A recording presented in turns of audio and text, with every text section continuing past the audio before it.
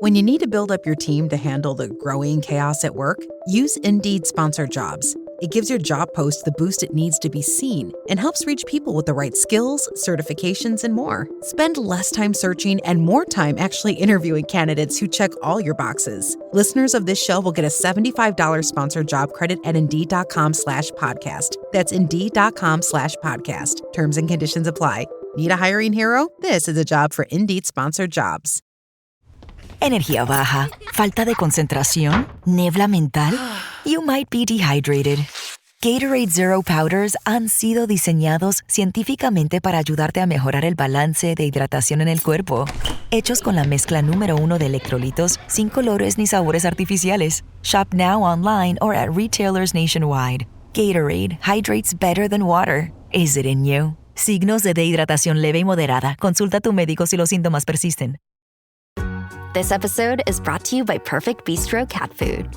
Hey guys, today I'm interviewing my cat about his perfect bistro food. Percy, you seem to be a big Perfect Bistro fan. Care to comment? Totally. What do you like about it? You love the high-quality ingredients?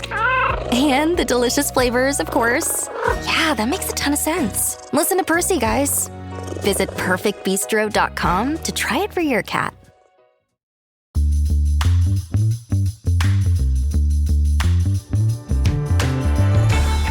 Hey everyone, welcome to this edition of Keep Watch Pass on the It's Not That Bad podcast channel.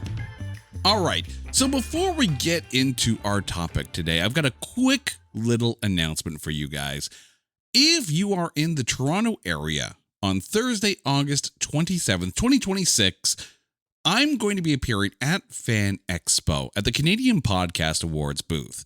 I'm going to be there from 4 to 7, so if you happen to be at Fan Expo, come on by, say hi. We've got some games, we got some prizes.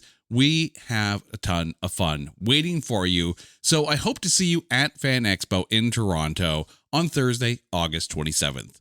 But for now, let's talk about Jack Black. And here to join me, my lovely wife, Carrie. Carrie, how are you doing? I'm doing great. Happy to be here. How are you? I am stoked for this because going through Jack Black's filmography, you forget exactly how many films he's been in. And some of the earlier stuff, you're like, holy crap, he's in that? He's so fun to watch too. Like even the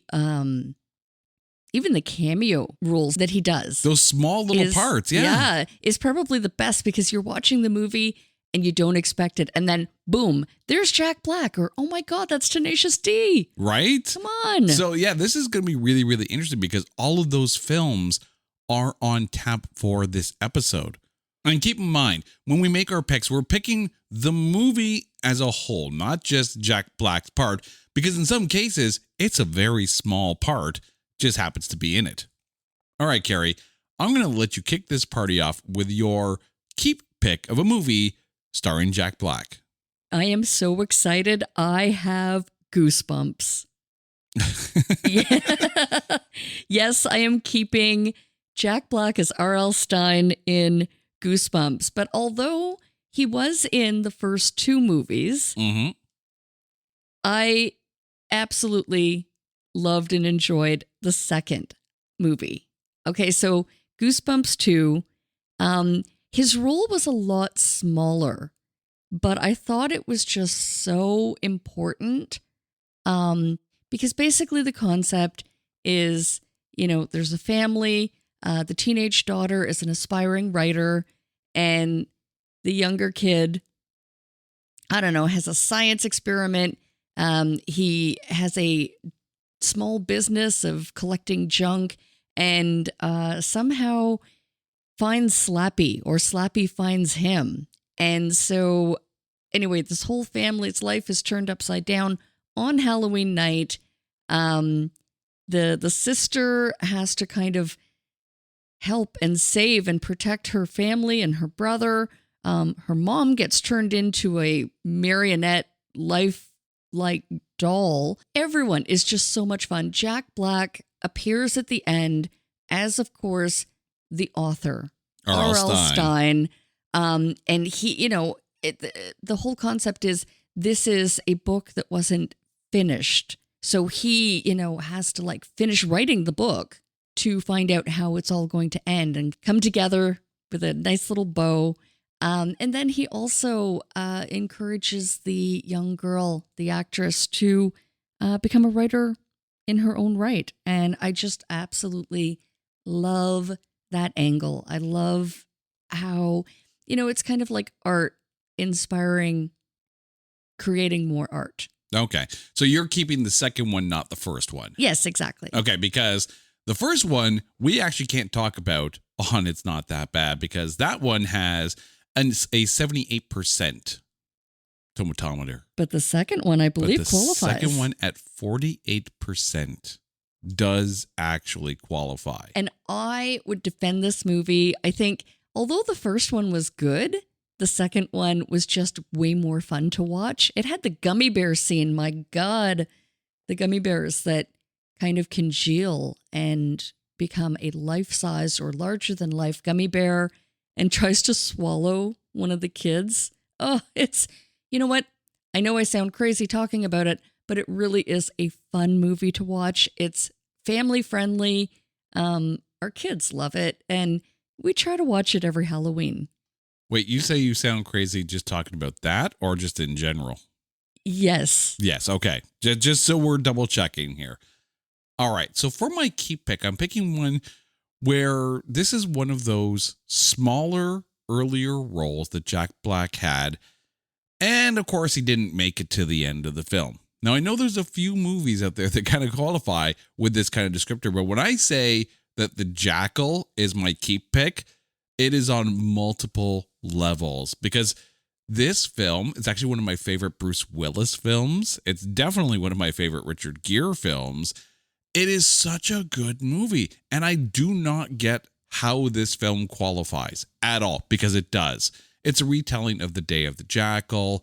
Jack Black himself basically plays this guy who makes the mount for the machine gun that goes into Bruce Willis's van, and then Bruce Willis, dispatches of him in a very, very brutal way. And it's such a Jack Black role, but it's not done in a way that is, takes away from the film. It's very much in the pocket of what you want out of that role.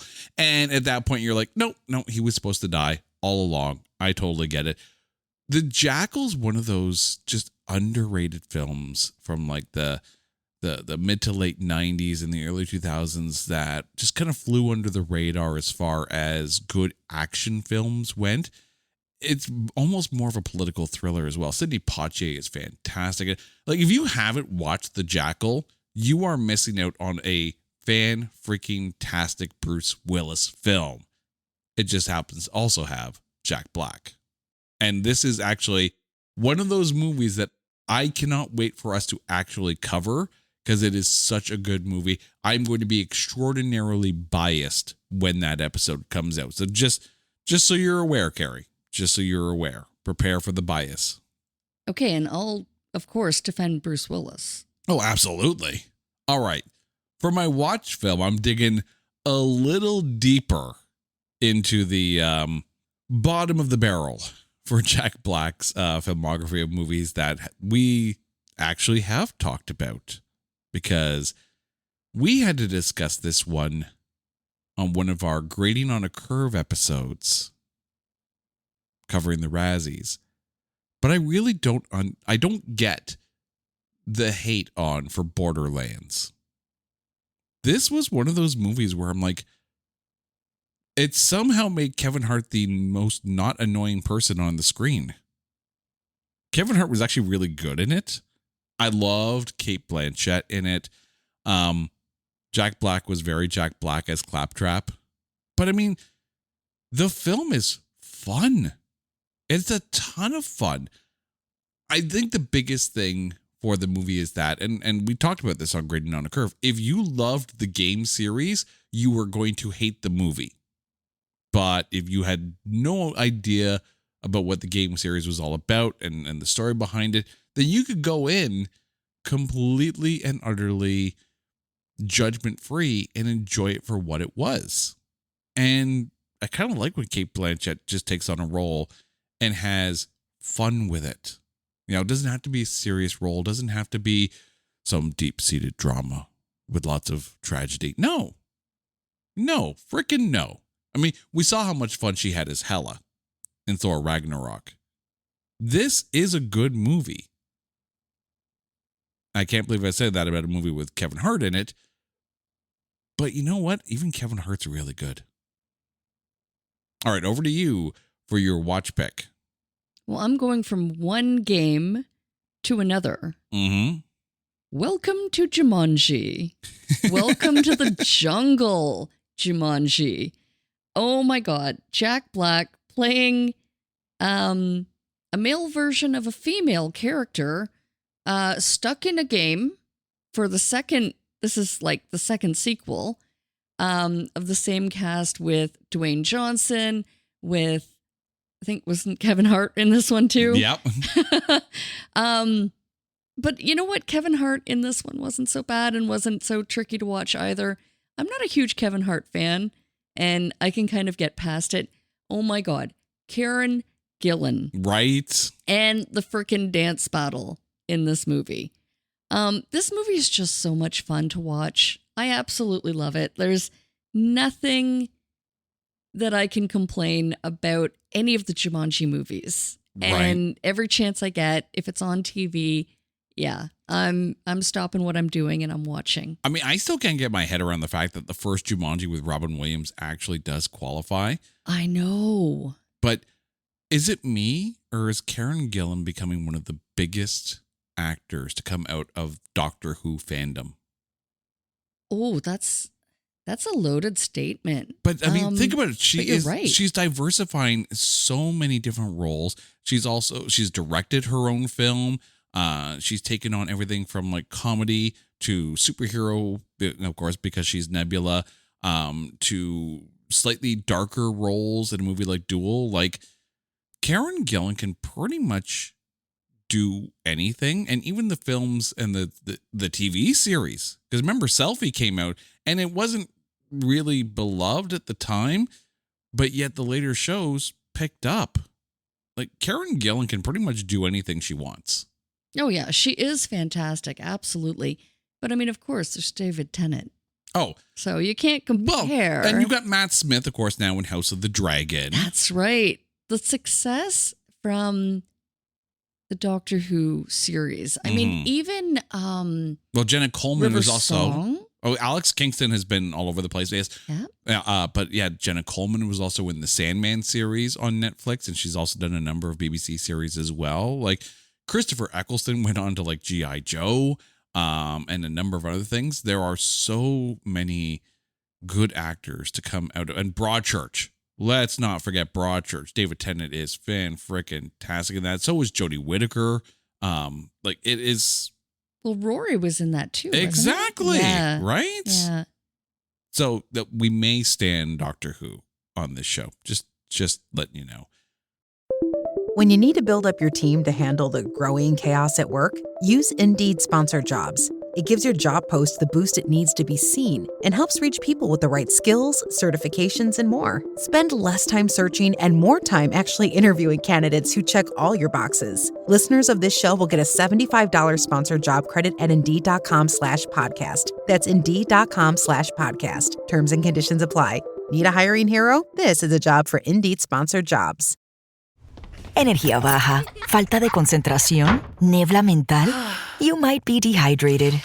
Gatorade Zero Powders han sido diseñados científicamente para ayudarte a mejorar el balance de hidratación en el cuerpo. Hechos con la mezcla número 1 de electrolitos sin colores ni sabores artificiales. Shop now online or at retailers nationwide. Gatorade hydrates better than water. Is it in you? Signos de dehidratación leve y moderada. Consulta a tu médico si los síntomas persisten. This episode is brought to you by Perfect Bistro Cat Food. Hey guys, today I'm interviewing my cat about his perfect bistro food. Percy, you seem to be a big Perfect Bistro fan. Care to comment? Totally. What do you like about it? You love the high quality ingredients? And the delicious flavors, of course. Yeah, that makes a ton of sense. Listen to Percy, guys. Visit perfectbistro.com to try it for your cat. All right, so I'm going to take the ball here because my watch pick was Borderlands based on a video game. Your watch pick was Jumanji, which was not based on a video game, but video game, influenced, if you will. So when I say my pass pick is kind of fitting in that same mold and I'm passing on a Minecraft movie, you're damn right I'm passing on a Minecraft movie. Oh, I'm so glad I didn't spend money on this movie in the theaters. Oh, Chicken jockey. Okay. No.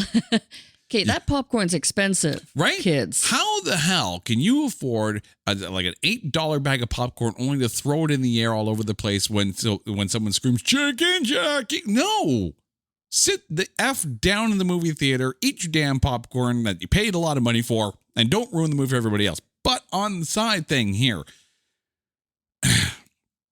this movie could have been really, really good and really hammered home the idea that a creative kid just needs a creative environment to excel in. And the focus was not where it should have been with this movie. Instead, the focus was on freaking Jack Black and Jason Momoa. And it definitely should not have been. Everyone else in the film was good. But when your two main leads are like, please, get off the screen. And I feel like they captured the Minecraft world fairly well. I can believe that they're making a sequel, but I can't believe they're making a sequel. I'm hoping Kirsten Dunst makes it better. But I have a feeling we're going to be talking about that one on a grading on a curve for the Razzie special when it comes out. That is my prediction. That when the Minecraft sequel comes out, we're going to have to talk about it on a grading. But please tell me we don't need to go see it in theaters. We can wait. We can wait till it is on streaming. The thing is, though, if the kids want to go, we're going to go. I know. They're old enough now. We can send them off up the road on their own. Be nice, right? I give them get enough it, money for popcorn and drinks, and they'll be fine. But the funny thing is, the kids weren't even like when Five Nights at Freddy's came out. They were like, meh. Yeah, we skirted that one. Didn't have to watch it in the theater, at least. Well, to be fair, the kids gave up on the first one midway through. Yeah, that tells you everything you need to know about Five Nights at Freddy's. This one, I mean, they liked it enough, but I mean, I don't think it moves the needle on video game movies. It really doesn't. Like, there was a stretch where, there was a lot of talk about like, oh yeah, we're going to take all these board game properties and turn them into movies. And then Battleship happened and then that noise quieted down. But there was like so much stuff like, oh yeah, we're going to make a Monopoly movie. Really? Why? Okay, that would be kind of fun. Monopoly movie? Okay, you only make a Monopoly movie if it's me playing Monopoly because I am ruthless and vindictive in that game. Especially the video game version where you can like toss the board. That was a nice surprise. No. Flip the board. No. You get a real board and real money and real pieces and you sit down at that table for the next 7 hours because we are going to play Monopoly. Not saying that I've done that. I have totally done that. I have spent an entire weekend playing Monopoly to the point where we ran out of bills and we had to start writing down on a notepad how much money. Well, it was IOUs and negotiated deals when it comes to properties. And eventually it's just like, oh my God, this game is never going to end because we had just accumulated so much money that was going back and forth that you had enough to get you to go. I like the version with the swipe card, personally. I love the automation of it, You just put it on my card. No. Tap that. You have never played Monopoly until you have done the dick move. And that is paying a rent in all ones. Oh man. That is the ultimate you dick move. Right? What? I owe you $50 for landing on Boardwalk? Let me get my stack of ones here. 1 and 2. And you count it out. very meticulously. You don't speed through that thing. You make them suffer for that $50 Are there in even ones. enough available, or were you just stealing from other boxes of Monopoly games? No. You can get packs of Monopoly money and add to the bills that you already have. Oh my Not God. saying that I've done that, but I've done that. All right. So this leaves your pass pick left on the show. Okay. I'm going to say my pass pick. And I was actually kind of nervous when you were talking about grading. Mm-hmm. Okay. And talking about a Jack Black movie. Because we talked about this movie in depth recently on our grading on a curve. We talked about Biodome. Mm-hmm. And there was a small cameo performance by Tenacious D. So Jack Black is in this movie as a cameo, as Tenacious D's guitarist and singer, rightfully. But here's where I'm going to go off, because it's called acting, people.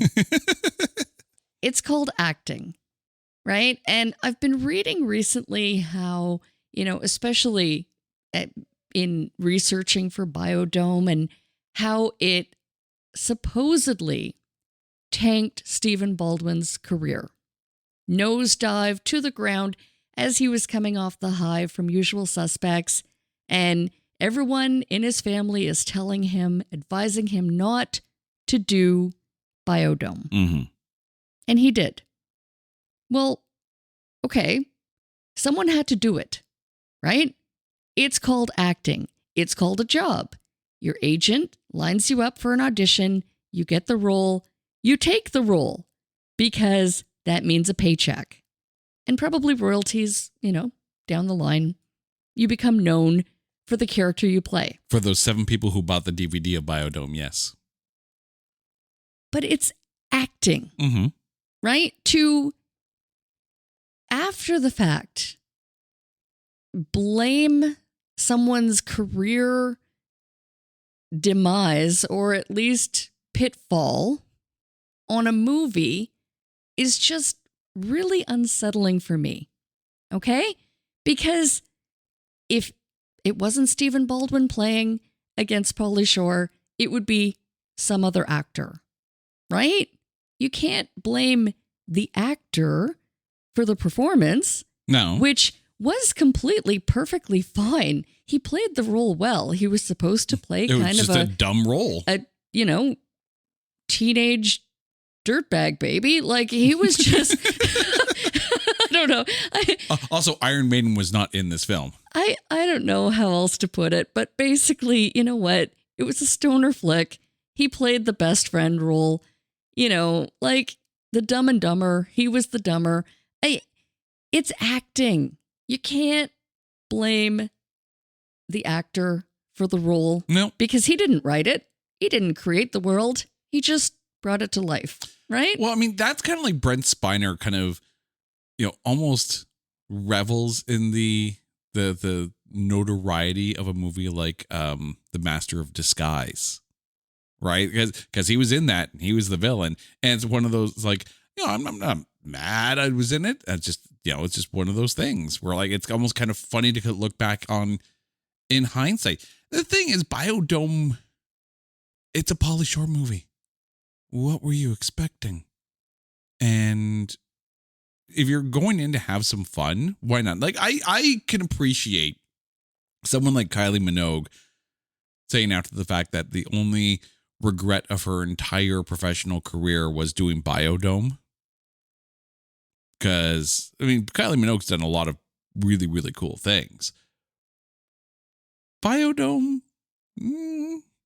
but it's not like it was horrible.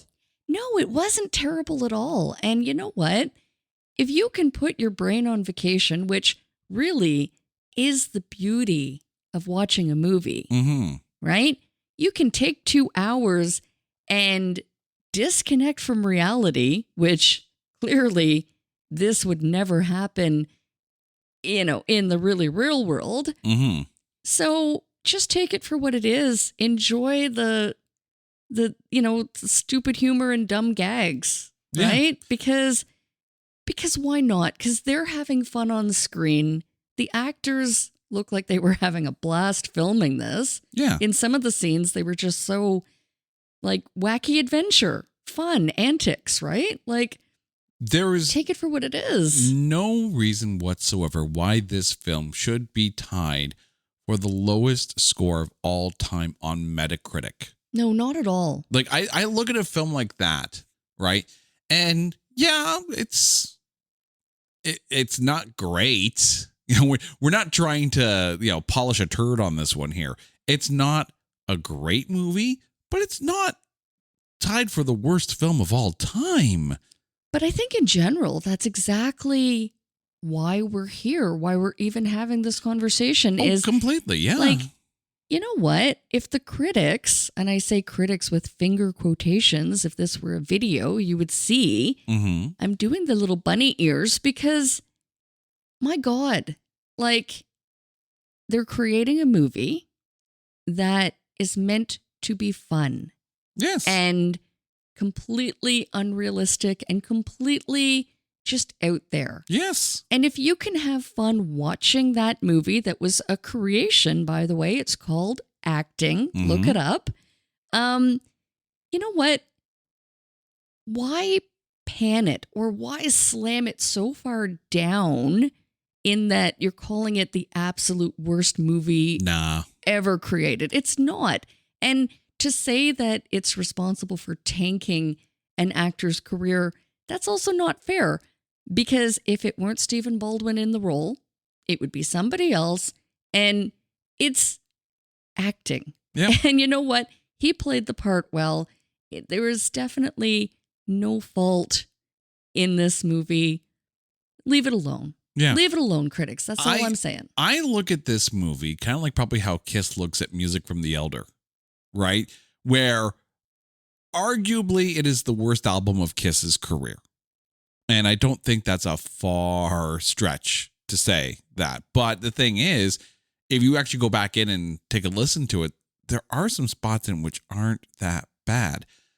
Here, is it maybe one of the worst films of Pauly Shore's career? Maybe. But that doesn't mean to say it's a bad film. I mean, it's not a great film, but were there a few laughs in it? Yes, there were, right? But I mean, sometimes you want to go in for just turn brain off, brain dead, stoner comedy. And it kind of hits on that a little bit. But I mean, you also like some of the slapstick humor that's in this, I did. I do enjoy that. Ball on the groin has a ball on the groin. Yeah. All right. So, Carrie, let's remind our listeners what your Keep, Watch, and Past Pixar movies starring Jack Black. Keeping Goosebumps 2, The Haunted Halloween, watching Jumanji, Welcome to the Jungle, and passing on Biodome, but not because of the critics and not because it's a bad movie. I've just done my time. I've watched it. I've defended it. I've said enough. I enjoyed it. Kudos to you, Mr. Baldwin, for taking this role. Good on you. And, be proud of what you've created. All right.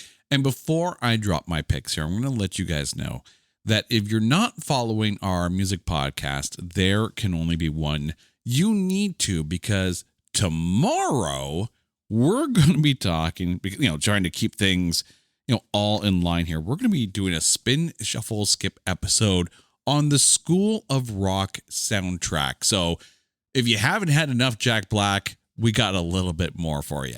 All right, my key pick is The Jackal. My watch is Borderlands, and my pass is a Minecraft movie. Carrie, thank you so much for this. And to you, our dear listeners, remember, Thursday, August 27th, Fan Expo in Toronto from 4 to 7. I'll be at the Canadian Podcast Awards booth in the 800 section. So come on by if you happen to be there. But until that time, you know the drill.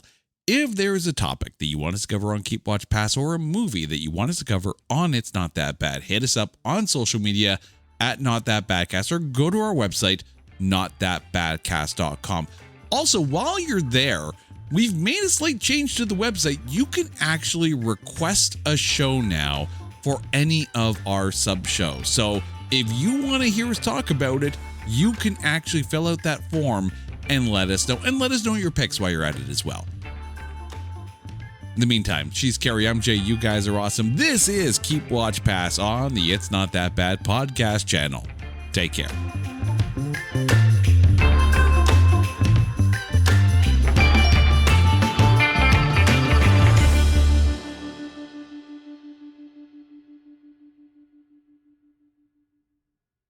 This episode is brought to you by ChatGPT. Hey, it's Bill Simmons from the Bill Simmons Podcast. Have you guys heard about ChatGPT work? It's the new way to use ChatGPT for bigger multi-step projects. And when you need more than just answers, give ChatGPT work access to your apps and files, and it can create real work documents like spreadsheets, slides, and structured reports. Get started at chatgpt.com by selecting work mode, available on Plus and Pro plans. NFL football season is here, which means when you switch to Verizon, it feels like touchdown. Because you get NFL Sunday Ticket from YouTube on us when you buy an eligible 5G phone on select unlimited plans, which means you can watch every out-of-market game every Sunday afternoon. And it's all on us. Now that's the Verizon way to kick off the NFL football season right. Switch and get NFL Sunday Ticket from YouTube on us, only with Verizon. I'm not giving up. I am selling the building. The final season of FX's The Bear. The restaurant is flooded. Everything's either going to be okay. No, stop. Or not.